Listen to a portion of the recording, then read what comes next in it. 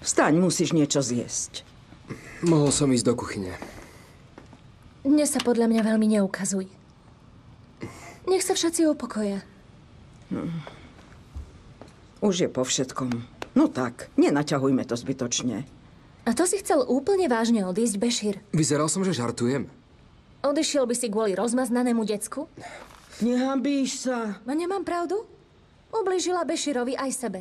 Čo také ti povedala, že si chcel rovno odísť? To by ma fakt zaujímalo. To je teraz jedno. Prečo ma provokuješ? Ale čo? Bola veľmi drzá? Jamile. Ako sa zrazu zmenila, čo? Ako sa podlizuje, keď vie, že je zle. Bála sa, že keď sa to nafúkne, tak sa to pán Adnan dozvie. Je prefíkaná a sebecká. Nechaj ho už na pokoji. Poď do kuchyne, poď. Hnevá ma, že urobí hlúposť a potom tu žobroní.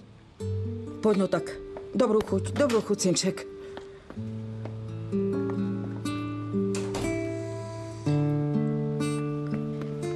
Kde je bylinkový čaj pre pani Firdaus? Nechcela.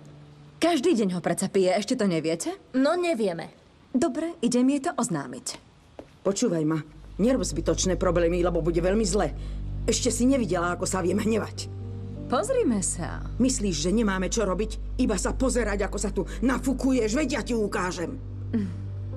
Toto správanie pripisujem dnešnému napätiu. Ale čo? Ako by sme ho tu nemali dosť.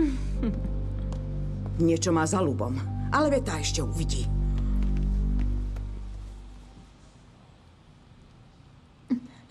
Takže sťahovanie je odložené, je to tak? Zdá sa, že z toho nič nebude. Bichter nechcela, aby odišla? Nechcela.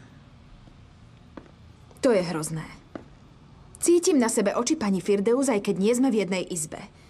Nie som slobodná vo svojom dome. A nie je to prechodný stav. Zvykni si. Nechápem, ako s tým ockom môže súhlasiť. Čo keby si sa učila? Ďakujem pekne.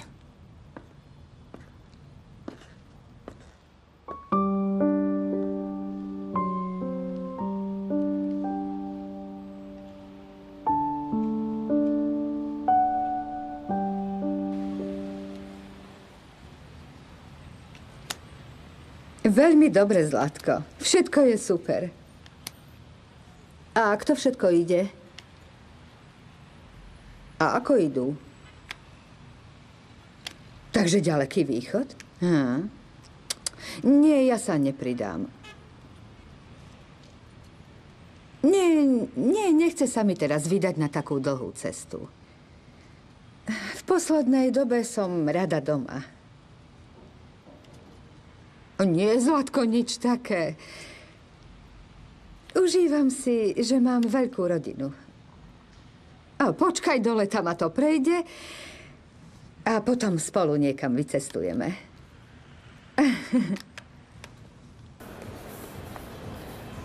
Vieš, s Behlulom sme mali vždy veľmi zložitý vzťah. Koľkokrát sme sa skoro rozišli, koľkokrát sme sa hádali. Ale potom sme vždy začali odznova silnejší. Dúfam, že to už bude len lepšie. Veľmi ho miluješ. Veľmi. To je pekné.